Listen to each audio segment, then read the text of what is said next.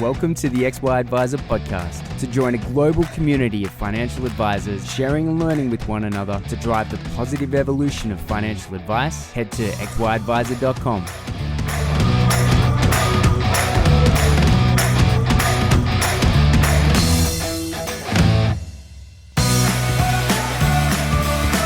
This podcast is brought to you in partnership with Hub24. Hub24 make a difference in the lives of advisors by connecting you to innovative solutions that create opportunities with market-leading managed portfolios and customer service excellence. Want to know more? Visit hub24.com.au.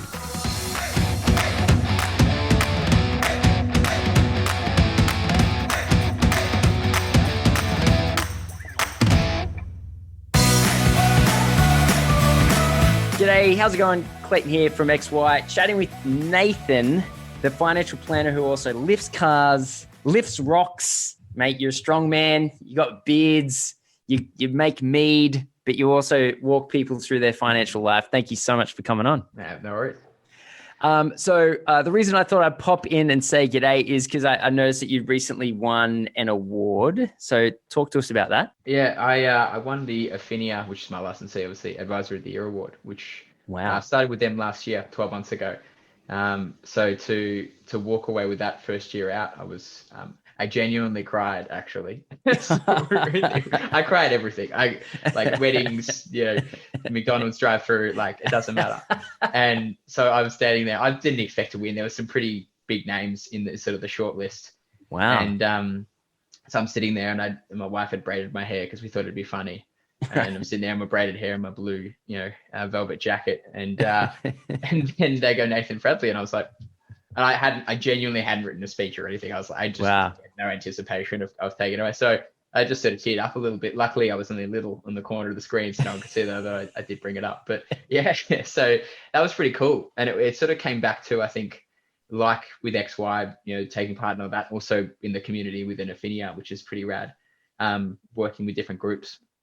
Didn't go unnoticed, obviously, by the licensee. And that had been, completely sort of blindsided me, but really, really cool to win. Awesome, man. And how long have you been advising, in general? 2011. So I was an AR at 21. Goodness. Yeah. So I think at one point I was the youngest authorized ref in Australia. Started at NAB. So I did about 4 or 5 years there before I left. Just couldn't stay there doing it the way it needed to be done, I thought. Went out, did that 3 months sub-licensing under a bloke who then decided that the CFP ethics course was too hard for him, and he got out altogether. So we bought the practice from him. Oh, wow. Myself and my business partner. Yeah. And then, basically spent the last 5 years in October was our 5th birthday. We'd be going to school now. Spent that last 5 years effectively just sort of rebuilding it from the ground up, making our way through it. It was a pretty old school business, a lot of small fees, a lot of, trail commission percentage based stuff. Not really, it took a lot of transformation, I think, to bring it up to scratch. Yeah. It's, I'd say a common story. Like, there's transition, you purchase a company and it's more traditional, and it's, the new owners come in and they want to, zhuzh it up, so to speak, and change a bunch of things. And it's taking you 5 years. What's that journey felt like in terms of, your thought process during that time? Do you say to yourself, it's something that I'm glad that we went through? Or is it something you say, I wish I'd done it a different way? Or is it something you think, if I'd gone back in time, I would have done things differently? Like, what's your view now looking at it 5 years on? I think I have the saying, self-employment is working really hard for just 3 more months, repeat infinity. And that's pretty much how I describe it. I think in the last 5 years, how much regulatory change we've had, how much shifts. And I've always tried to stay above what I consider the minimum. But base philosophies, do good and you'll do well. So, that got really, really hard for a lot of time, turning off fees, switching off clients, which paid dividends. We were going through remuneration from our licensee at the moment. We're part of one of those 10-year lookbacks. And it's paying dividends now because we've got a clean business, no fee for no service, which is great. But at the time, I knew of practices that had one advisor, 600 clients, fees from all of them, and I'm sitting there going, this is hard. So I don't regret any of that. Doing it the right way, I think, sleep at night factor. And I think I was actually talking to another advisor from XY the other day about this. My biggest thing he's looking at going out on his own was you got to know your numbers. I think I was too apathetic when it came to costs. I hired my old assistant from NAB, brought her over, paid her the bank wage, which was good money, but for basically a brand new business, put us financially in a lot of positions. And I think looking back at that, just knowing your costs, knowing your revenue, I think understanding revenue and financial planning is really hard. We recently made the flick over to Work Sorted, which has been really, really good. Their revenue, I suppose, view in terms of what you can see and how you can and understand where your money's coming in, your forecast and that sort of stuff is excellent. Whereas I found Xplan, you can kind of see what you want to see, but you have to take that data and do something with it. You've got to put it somewhere else, and I think that was a big thing, understanding what was coming in every month, how we're going to get paid and mapping that out. That's probably one of the things I wish I got a handle on earlier.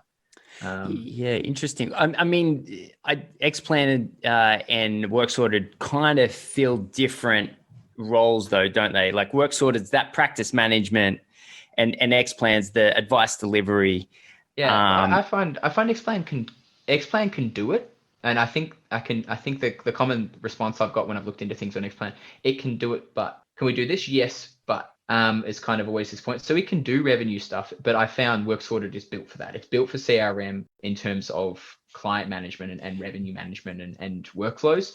And then we still use Xplan for, financial production, so SOAs, modeling tools, that sort of stuff. Yeah. Well, to me, that makes a lot of sense. Like you're using the strengths of each of them. And like, let's face it, I was talking about this with someone the other day. Like no one's ever been fired for recommending Xplan, right? Like that, they in every institution, it's because, they come with such a huge, tick of approval, if you want to count it that. Like if compliance is an issue, and it is, then, you need someone looking after it. And then on the flip side, Work Sorted, I've actually had a couple of chats to those guys and they seem really cool. And they're definitely coming at it from a different angle and they're aiming to provide something different. And the way that you just described that setup, that's kind of, if I was to approach it, is pretty spot on with how I would approach it as well. Yeah. I think Work Sorted know what they do and they do that really well. And they don't try and do anything outside of that. Yeah. Sometimes when you are a single AR practice, and we're under enormous cost pressure as every single AR practice knows, taking the plunge to spend more money on something like that, knowing that Xplan can kind of do it, is quite difficult. But I don't know. I look at Xplan, this might be controversial. It might be, I don't know. I see Xplan as a bit of a Frankenstein software, which I think it is. Iris kind of just bought all these modules and slapped them together and they kind of talk. But if you look at, what it does, in the sense of production, you've got to enter the same information in some ways 4 times to get that outcome. And we look at some of the more progressive softwares coming through. It's prime for disruption. I don't think I think they've relied on, they're the wolf on top of the hill, right? Like they're hungry. They're not hungry. They're sitting there with their big pile of food and they've got 68% market share and institutional alignment. And it's just waiting for someone to behind, right? I think there's been a lot to have given it a red hot go. If you think about Midwinter and Advisor Logic, there has been ones that for a long period of time you've tried, and they've achieved a level of success. A mate of mine, Julian Plummer, or at least was the CEO of Midwinter for a long time, and they had a public sale figure of around 50 million or something like that, and then you look at Iris, and it's 2 billion. Like there are levels to this sort of stuff. So I think it goes without saying that for as much as you know what it is, it's like so much change is coming into the industry that a level of security is kind of valued and a level of predictability. But I do think those Work Sorted guys have approached it from the right angle, because I think you're right. Understanding your numbers in terms of your revenue is such an important aspect of being self-employed or being the employer. That practice management piece is kind of, when you launch your own company, it's kind of the most important thing.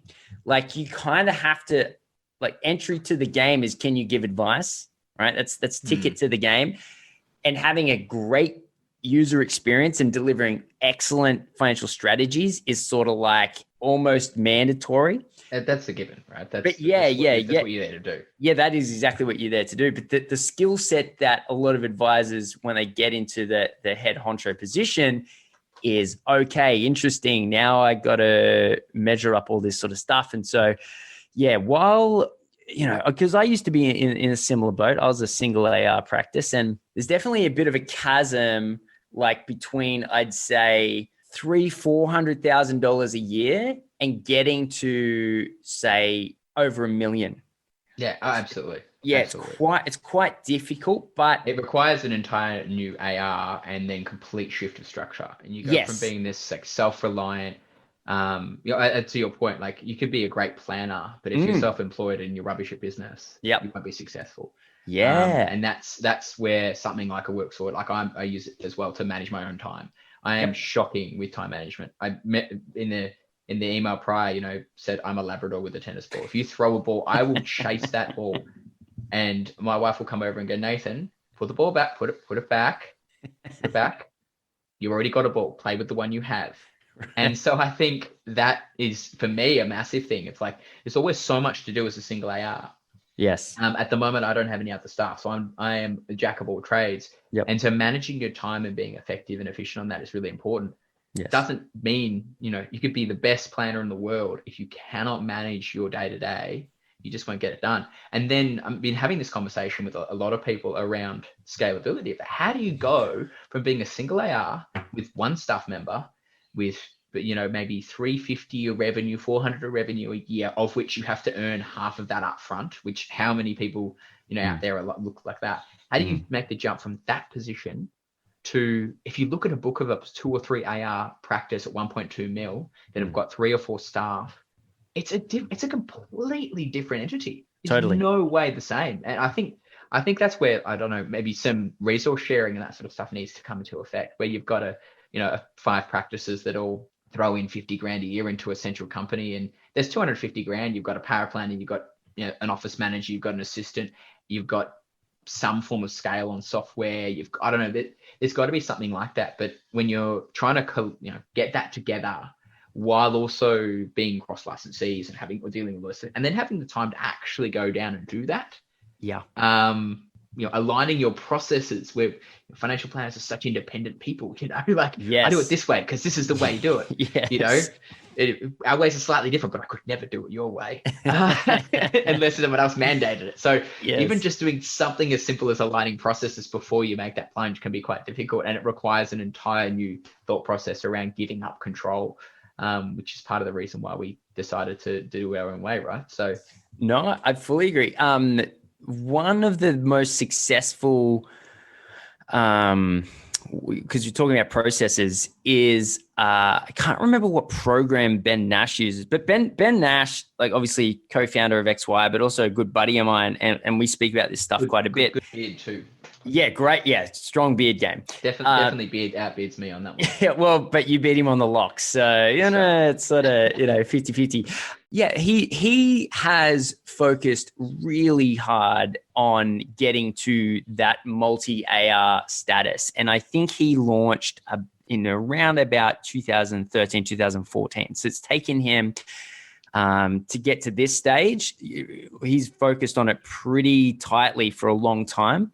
And one of the things that worked really well for him was he's got a piece of software that has all the processes in there, and then he's recorded a Loom video of him doing the process, so that whoever joins the company has an easy way to immediately start operating. And I thought that was super intelligent. Super cool. Yeah, that was a way to, like, I could back when I was a singular AR and I had sort of an in-person staff member, then I sort of had external marketing and external power planning as well.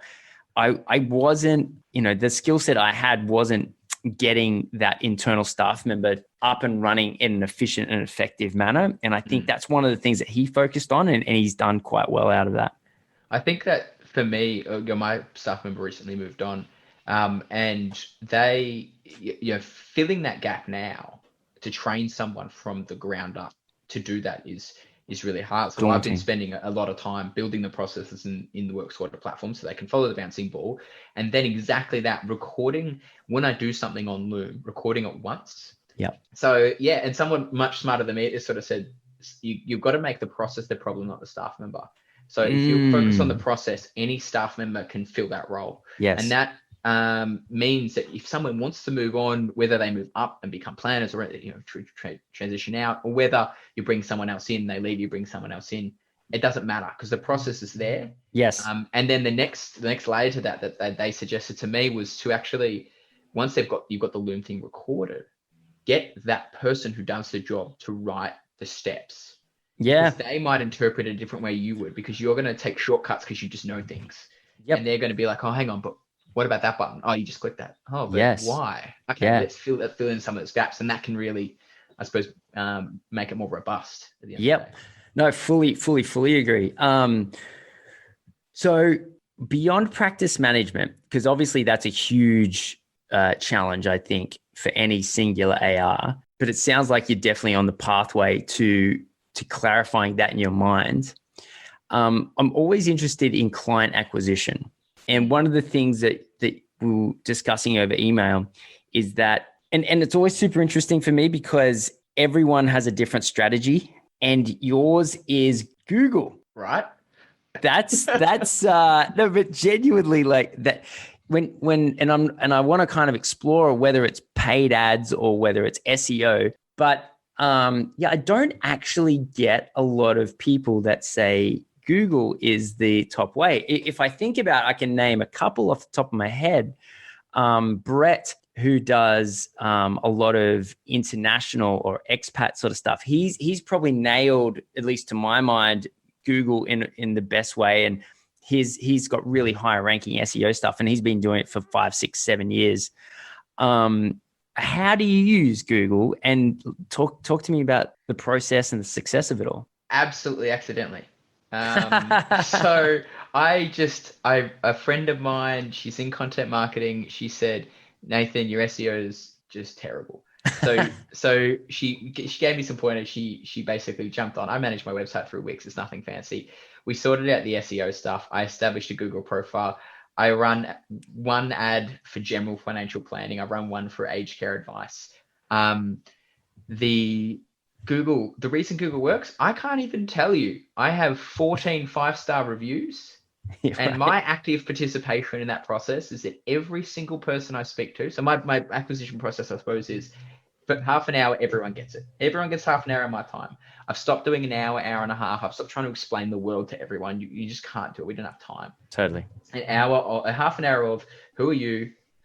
What's your problem and why now?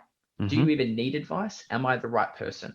And in that meeting, I always explain to them, we're not gatekeepers. No one needs a financial planner. We are there as a professional to help you solve a problem. You can solve this problem yourself if you have the time, means, and ability to understand it. And desire. Outsource it. Exactly. Yeah. Or you can outsource it. And if you outsource it, you pay a premium. So straight away, we're setting up that sort of arrangement.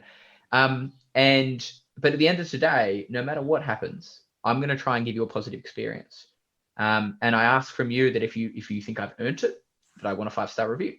And if I haven't earned it, I want you to tell me what I didn't do so I can either fix that now or fix that for later. And my interest is genuine. I want people to see us on Google and go, this person is not going to try and flog me something. They're here to actually help me.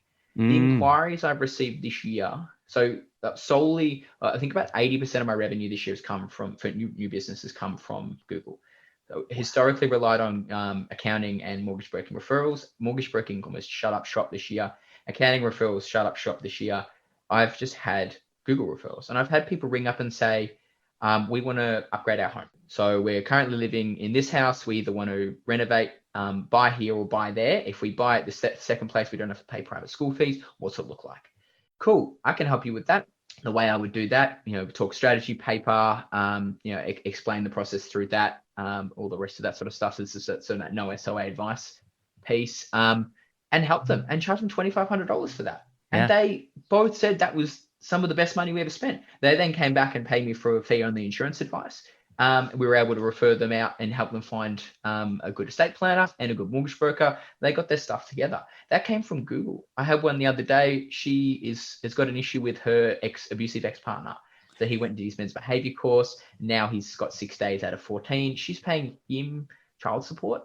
And he historically has earned more than her, but he's a contractor. So something's going on there. And she wants to understand her options. Now, immediately, that's not something I can help with. But what I was able to do was connect her with a good family lawyer, and he sort of explained some of the things that we can and can't do in that process. So half an hour conversation, great experience. That's, I suppose, what you're chasing. Because in that context, what we're moving away from with that is I need to see a financial advisor because I have a problem. Not I need income protection. I need to look at my super. I need them to help me solve a problem. And then our role and what I sort of articulate to clients is we diagnose what the problem actually is, and we help you find the best worst solution, because no solution is perfect. Let's work through some of them and get to that. So I don't know, accidentally on Google, but constantly ask. So I'm always asking for Google reviews. What can I do? And when I'm working with a client, what can I do to earn that 5-star Google review or exceed your expectations? Writing that down and coming back, circling back at the end of the process and saying, did I? And if I didn't, I'm going to go and fix that before we finish our work together. And that, I think, they always find it amusing when I bring it up. I've actually got one next week. I usually wear suspenders and a 3-piece suit and what have you. And they've requested, instead of just being casual COVID attire, that I put on the suspenders. So that's part of my, if that's what I got to do to get my 5-star review, I'll put on those suspenders. That's so good. What's your average client look like? Do you deal mostly with accumulators, with retirees? Do you have an ideal client, an avatar? I've always thought you don't choose your client, they choose you.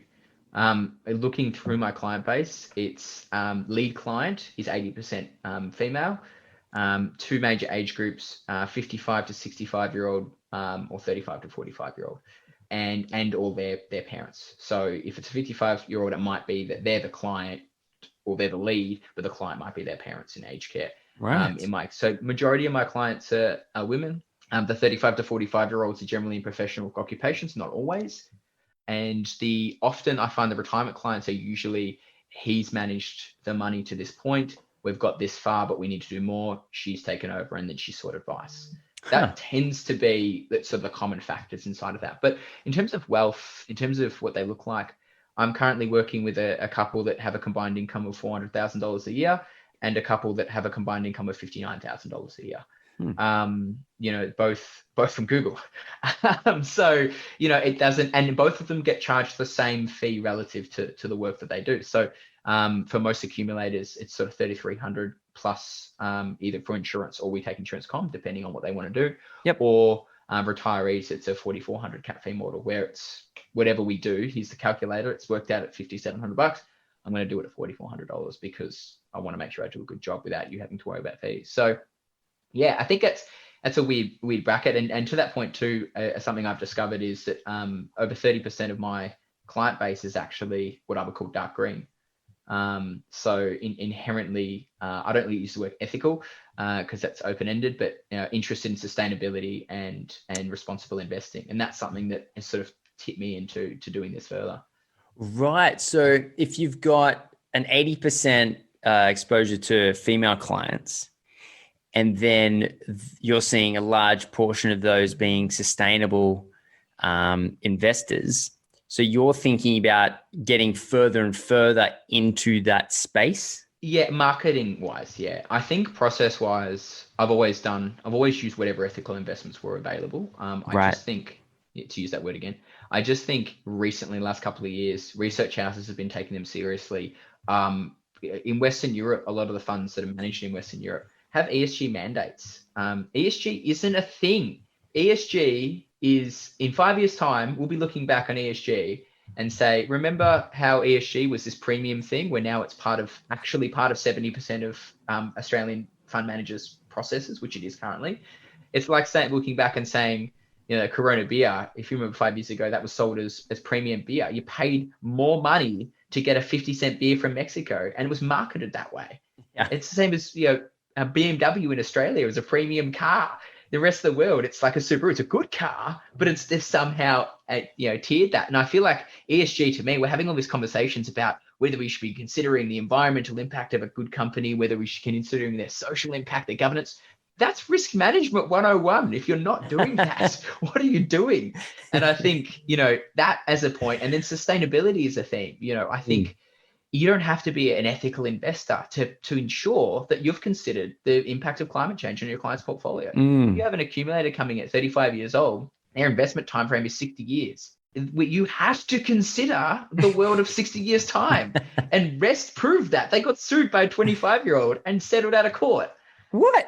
I didn't follow. Yeah, it was on Melbourne Cup Day, so a lot of news was more around horses. But Rest got a 25-year-old took Rest to court about their disclosure of climate change impact in their portfolio, and they settled outside of court. Stop it! Look it up. It's a thing. It's real. We have a responsibility to consider, what the portfolio is going to look like in 30 years, and all the research houses have a layer of sustainability. But if you talk to the big names, you email Magellan and go, hey, can I have your ESG policy? They're surprisingly strong. You look at, Platinum's the same thing. All the big fund managers have strong ESG policies, whether they advertise them or not. And I think this idea of ESG being this, weird and wonderful, you're only going to invest in weird hippie things. And I live in Northcote, so everything's a weird hippie thing in the People's Republic of Northcote. But I think, it's just nonsense. We're looking at good quality companies that are going to be around for our clients in 30 years time and continue generating revenue to suit their needs. That's what we should be focusing on. So I think that's part of it. So marketing wise, absolutely. I'm going to make that push into that space. I like it. I like talking about it. I'm really into it. I've recently joined RIA and I'm doing a lot of research in that space, which I definitely recommend if anyone wants to start in that. RIA website, they've got a responsible returns tool. Jump on that. You can actually see, to be listed as certified RIA investment, you actually have to disclose your holdings. You have to go through a process. So if you want to know whether a portfolio has something, you want to put a client in BHP, for example. So you want to put a client in, say, Pendle's ethical fund. If the client is opposed to holding BHP, well, you can find out if Pendle's ethical fund holds BHP. Now, whether it's a good idea or not, whether it's a sustainable investment, whether BHP are out of thermal coal altogether these days and are actually putting heaps of money into the space is irrelevant. It gives the advisor more power to have that conversation. So that's that was a bit of a rant, wasn't it? No, that's mate, it's super. I learned a bunch of stuff. It does it as you're aware, I saw you talking about it on XY, but I've done about 10 episodes now of the ethical podcast series, or the ESG podcast series. Yeah, it's far more advanced than I anticipated. Sort of like 10 podcasts in, I'm kind of like, oh, this is big news. Like I almost feel a little bit late to the party. A part of me, the only concern I have is on that sort of stuff is, and perfect example is the BHPs of this world. Imagine if no one wanted to hold BHP. It's going to have such huge impacts on the world, right? So BHP are an important company for sustainability, right? Like if we don't have minerals, we can't build giant fans. Like you can't. Yeah. And I think that's a really important thing around, like, there's a difference between, and this conversation needs to be with clients around this, there's a difference between I don't want to hold something, I want to create a positive impact, or I want to advocate. There's a massive difference between those three things, because I don't want to hold something says, I don't want to hold BHP and Rio. Historically, they've been against me, and one of them decided to blow up an Aboriginal heritage site. And you know what? Not down for that. Cool. Yeah. And there's some great sustainable funds that would hold those. So you've got to be aware of that sort of stuff. But then there's people that say, I want to actually invest in something that's positive for the future. And that can be done in two ways. That's impact. Stuff like, Pengana Web Fund, really, really cool fund that invests in, and I think as BNP Paribas have got an environmental trust. There's a New World Fund by, I can't remember what they're called. They're funds that try and find companies that have got good quality companies, not just startups, like large companies that are making strong amounts of revenue from benefiting from this transition into a green economy. So this is the buying Kodak or Apple in 1992, right? That if you're going to invest in water as a theme, or invest in construction, a company that creates a software that might monitor and calculate the impacts of climate and density on a building for the environmental energy rating. All buildings have to be a certain environmental energy rating. That's only going to go up every year. So with that, a company that makes that kind of software will benefit. So there's a theme here that you can make money out of this thing. So that's sort of, I suppose, that's the impact. And then there's the advocacy stuff. And I think this is where Australian Super are unashamedly in this space. They hold BHP. They've got some pretty strong ESG processes, but they are massive in the advocacy. And they look at a company like BHP and they say, look, guys, we hold a lot of you, and you can't keep doing things this way because it's bad for business. And so the threat of divestment is there, but also we know you've got the capability, the size, and the resources to change, and to just ignore large companies that have got the capability to actually do good is also not necessarily the ideal outcome. But I think that is a client conversation, because there's no right or wrong. It comes back to what their views. I have an ethical client who started off that conversation because she didn't want to hold Maccas. She has a cafe in Belgrave. If you know anything about Belgrave in eastern Melbourne, they had a legal battle with McDonald's for 13 years to keep them out. And that's how that conversation started in terms of the ethical, which is anything you don't want to hold, I don't want to hold McDonald's. Wow. So that makes a lot of sense. Cool. Let's explore this further. And we started diving into all that sort of stuff. So yeah, I think that they're the three parts of that conversation that we need to be having. And they can open things up that aren't just whether or not you want to buy giant fans. I think a lot of the good quality sustainable investment isn't in power generation. It's in water, food, and waste. That's three massive challenges we have globally, but also areas where if someone gets it right, our clients can make a lot of money out of that sort of stuff too. Which is exactly what you want. I mean, yeah, helping your clients make a lot of money is super high on the agenda. And if you can do it I always think about it in terms of being a mercenary and a missionary, like how do you just make as much money as possible while just having as positive impact on the world as possible. I don't think that they are exclusive at all. I think they can definitely work hand in hand. And I think that's a really good way of looking at it. How can you, by focusing on the company business models that will flourish as we head more into and we call it green society. It's just smart investing, really. It's do good and you'll do well. And I think someone asked me this the other day about what about your retiree clients that aren't overly interested? Like, are you just going to shy away? You're not going to speak to anyone? Absolutely not. If I'm talking to a client that's not interested in infrastructure or not interested in international shares, and they came to me and said, Nathan, I want a portfolio of blue chip stocks, I don't go and give them a portfolio of blue chip stocks. I educate them on the importance of diversification of other asset classes, what's available.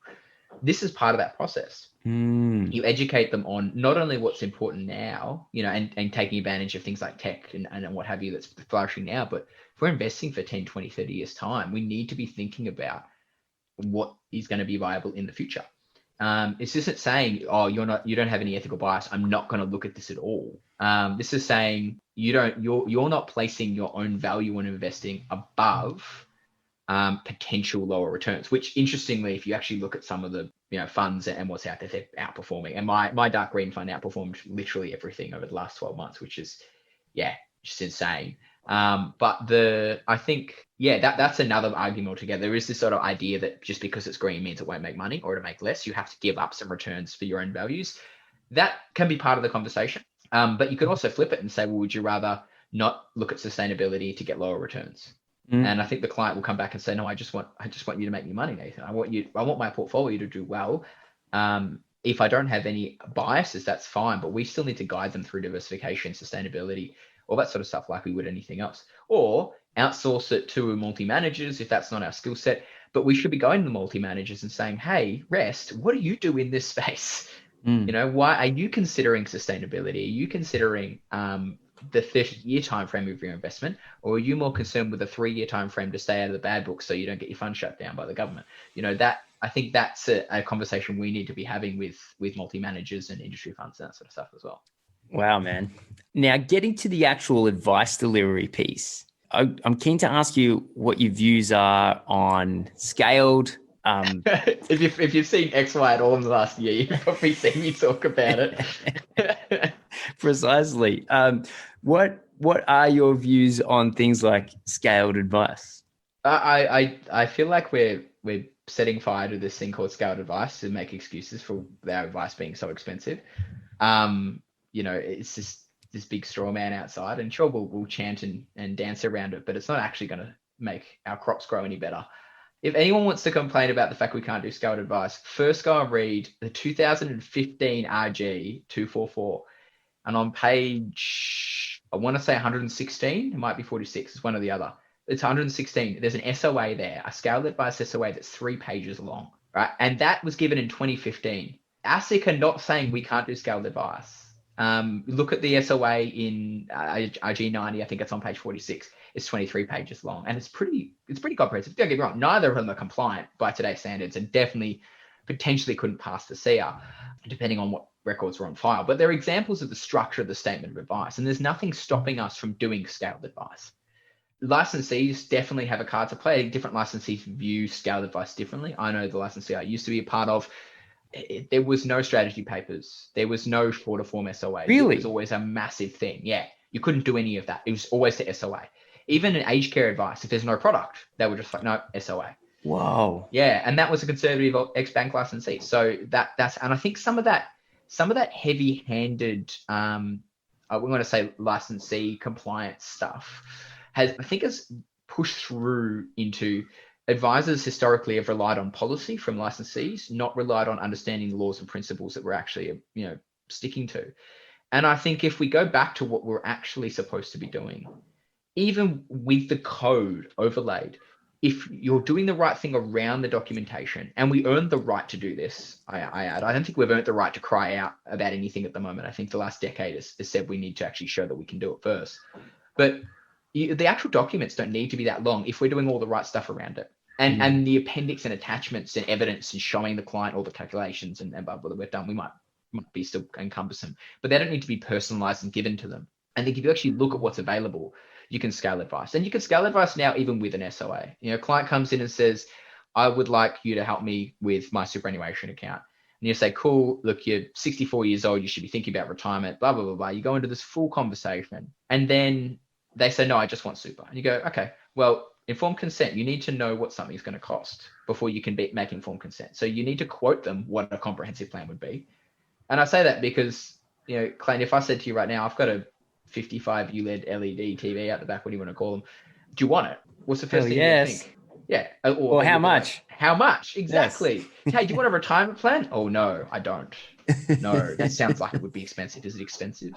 You go, well, look, for what you're going to want, if just superannuation advice is what you've seen me about, that's going to be $2,400. The reason that's quite a bit of money is because there's a lot of base work I have to do in order to make sure I'm doing a good job.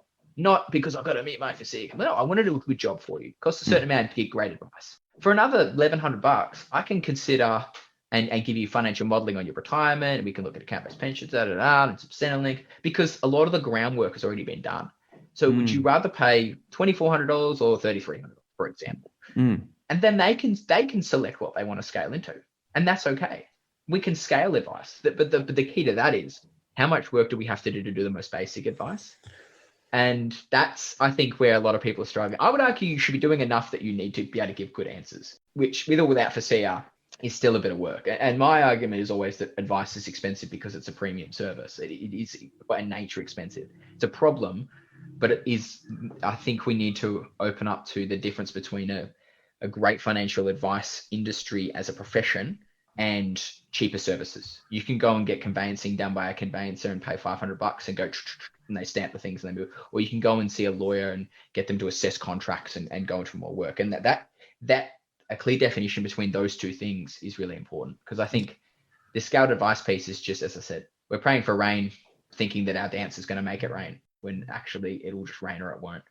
That's that concept between the conveyancer, the $500, the stamping of the tickets, and then going to see the lawyer to examine whether the contracts are in your best interest. If I think about what advice looks like 5 to 10 years in the future, it's kind of how I'm looking at it. Like, you've got this big US-based company who wants to come in and purchase AMP, right? So the external money is super bullish on Australian financial services, and IOOF has obviously had some high-profile purchases as well. And so you've got these two now very large financial services companies who have many advisors. I mean, if you look at what's happened with St. James in the UK, they went through a similar thing to us. And in the end, they had to scope out an agent, almost like an agent, so like a low-cost scaled advice. I see something like that popping back up again, the conveyancer, if you want to call it that option. And then on the other side, you've got independent advice, which is, taking the questions across the whole market. So it almost appears to be an upcoming schism in the market in terms of the two yes, there's affordability, yes, there's compliance, and yes, there's like people walk in, they know what they're purchasing from the Ford dealer, right? But then on the other hand, you've got, let's take your entire position, and it is a premium service, and it does come at a cost. And that does very much reflect my view of where advice is headed in the past, just because you can't solve both of those problems at the same time. There's a difference between a bulk billed GP and an obstetrician that you pay to help, give birth. And so, like, one's private, one's public, one's low cost, one's high cost, one's for mass, one's for a smaller amount of people. It's just in every single segment of society, you have separation of skill sets. And the fact that hasn't been done efficiently and effectively in financial advice tells me that it just has to, because it's kind of getting torn as two separate directions, where a lot of people are interested in delivering super comprehensive, super valuable advice that, where advisors, especially if you think about all the advisors in XY, like, that's exactly what we're trying to do, is like, how do I get better at advice and deliver more value, right? And then earn more value in return, right? And so there's this whole push towards becoming the positive evolution of financial advice. But then all of the stuff that's coming out with ASIC and a lot of product providers, it's like, how do we deliver scaled advice? Two totally separate It's directions. Not even the same thing. You're 100% right. We're trying to solve two problems with the same solution. And I think what's interesting about that is that cost of advice piece that you just mentioned there. So I don't know anyone on XY who would be willing to give actual affordable advice. So when ASIC did that survey, it was like 6% of Australians would spend $1,000 on advice. So going back to us being a single AR, how fast and efficient are you going to have to be to generate 350, 400 grand of revenue to see 400 people a year at $1,000 a pop? Yeah. Like, if you want to do that, sure.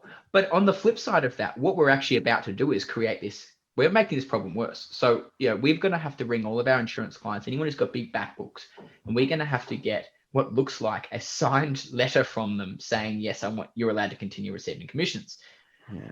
That's going to create a whole pool of things, because people are going to go, well, if I have to do something for this commission and I'm getting $50 a year, I'm just not going to service this anymore. So I'm going to cut the client off. So now there's this client who's got, some policies can refund the comms, some can't, but there's this client who goes, well, where do I go for help?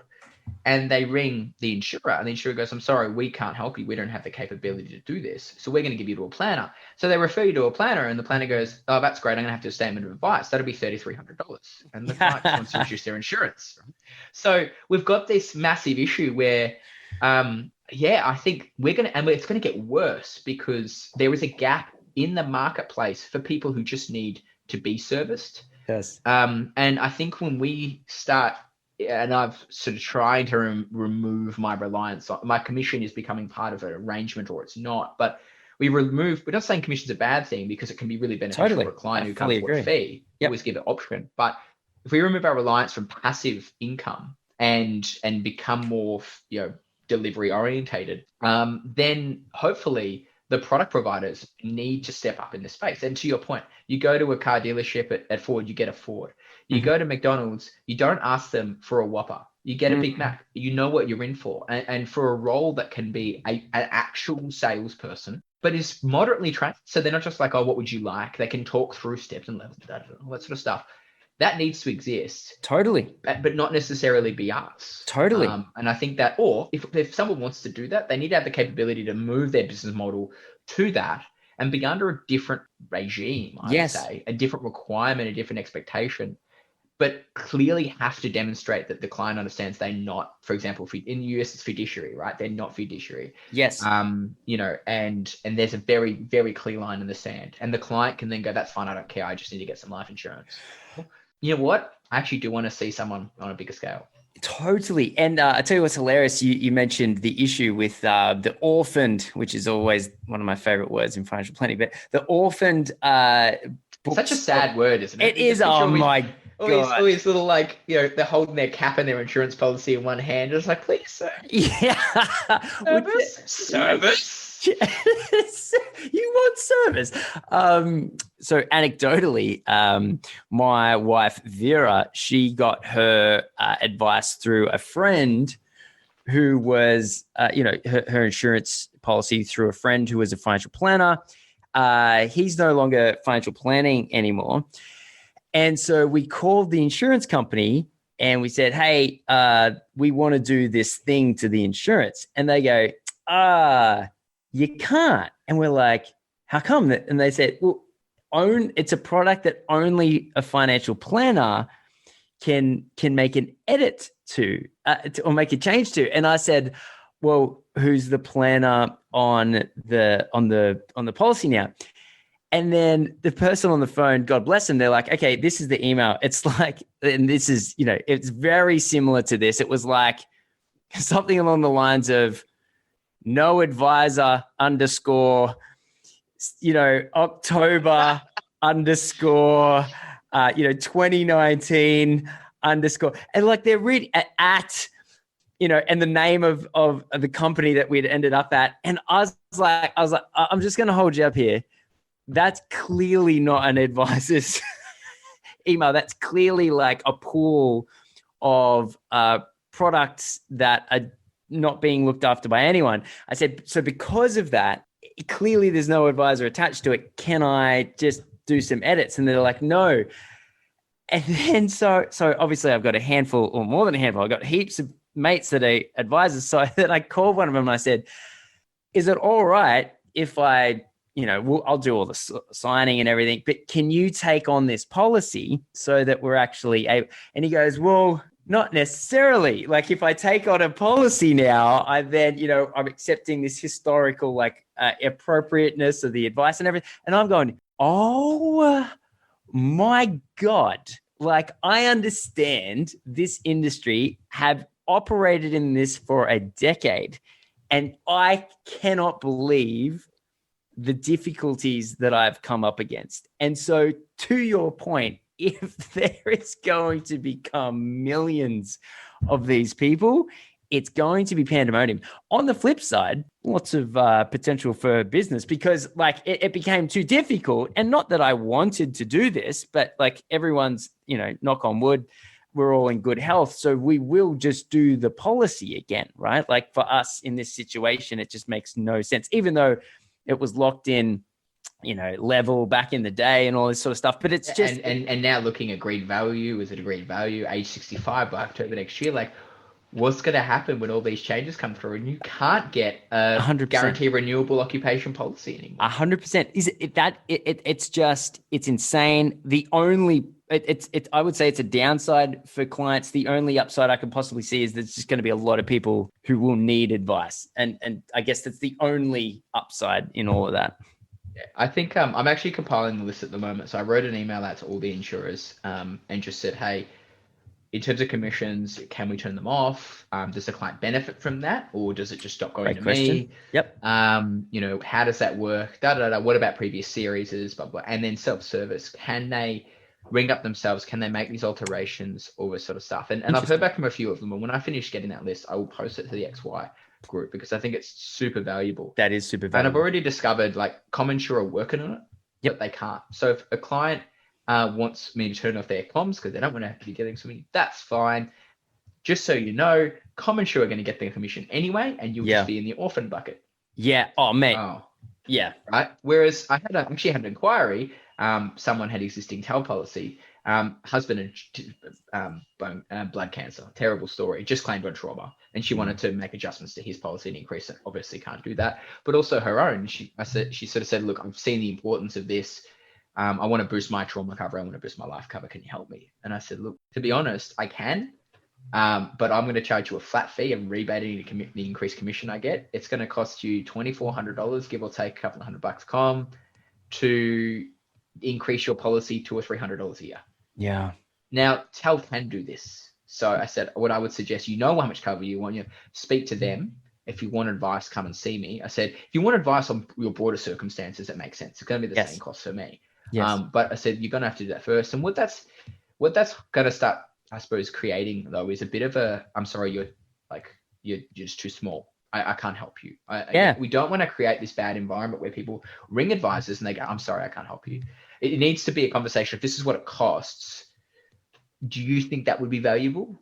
Yes. Well, I don't think so, but you can tell me that. But maybe we can look at some other advice as part of that. But I think, we're going to get a massive raft of people just washing their hands in policies because they can't get hold of, let alone get confirmation, get hold of people. Yes. Someone needs a claim. Yes. And oh man, what to do.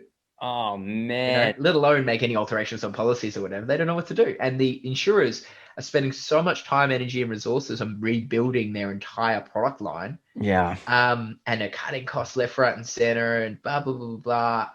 It's going to be so interesting to see these sort of things are running concurrently. We've got, as soon as reasonably practicable, we should contact our clientele. Blah blah blah. Well, when that starts happening across the board and it's almost complete, then what happens when we start seeing these claims come through, alterations come through? What are the implications of that going to be? I'm concerned. I think nothing. Absolutely. I know it sounds ridiculous feeling sorry for multi-billion-dollar multinational companies, but the insurance industry as a whole, it's just they're in a lot of ways like just forced into a corner, from every direction. I think advisors have done an overly good job at claiming for their clients, making them completely unprofitable. The government saying, hey, we don't want the whole industry to collapse, so that we're going to remove all of these features, holus bolus, across the industry. Advisors going, wait a second, the prices are going up and my clients are getting less. What's going on? And it's actually, there's no bad ones and good ones. It's just reality. Because we don't have any insurers, right? No, absolutely. And the government was legitimately concerned that everyone was going to leave the country. But like three years ago, APRA came out and were like, hey, we don't know if this is really sustainable, guys. What do you think? We should do something about it. And then they got into an upfront price war and everyone started applying discounts to their first year premiums. This is literally the opposite of what they were asking for, because they're getting squeezed, right? Well, but also if one makes a move, everyone else has to make a move. Exactly. They all have to discount, and it just snowballed the complete wrong direction. Yeah, it's tough. It takes some chutzpah to kind of go, or a brand new business model. It'd be interesting to see how NEOS go on all of this, because from what I understand, their IP was already standalone profitable. It did not, cross profit from anything else. So I don't think they're going to have to make any changes, and they don't have some of the hangovers that the other businesses do have in terms of some of the old policies. So I'm really interested to see what their pricing is going to do when you've got, the BTs and TALs in one part that have already announced their increases of 15 to 30%, and you've got the others that will at some point in the near future. If NEOS can kind of coach through that, they'll go in as, hey, we've been doing a good job. I know we're not the best price-wise, but, we're doing a good job, to we're now also really competitive price-wise and doing a good job. And I don't know anything about Resolution Life or, integrity. But I think watching Neos, at least, I'd be interested to see how they progress through this and if they come out on top because of how they're positioned. A little bit of leadership. They hard line on certain things, don't have certain features that have, lost them, in my case, some business. And then, but I'm wondering if they had a little bit more foresight in their design. Well, who knows? I mean, yeah, obviously any new business to market is just going to have a natural competitive advantage, but also like the size of those existing companies, they're just so big that, assuming the industry is sustainable, and that's due to many different factors, but assuming that it remains sustainable and it remains, I mean, it plays such an unbelievably valuable part in society. But my whole thing is, hey, let's just make sure everyone sticks around. That's just, definitely my whole thing. Mate, I've grabbed a lot of your time today, and sure, undoubtedly we could continue going. So it's been such a great chat. I would love to have you come on again sometime. But mate, thank you so much for spending your time and walking us through. You're obviously a very interesting gentleman. We didn't even get to the part that you're a strong man in your downtime. So there's a lot of stuff that we can cover next time we come on. And if you're ever up in Sydney, you can come bench press me, mate. I would never be able to keep up with you. So yeah, that sounds good. When we can eventually cross the border, exactly. I might come up and visit and it was good to be on. And yeah, I think that time went really, really quickly. Yes, it often does. All right, mate. I'll shoot off now, but great to chat and speak soon. Thanks, man. Bye.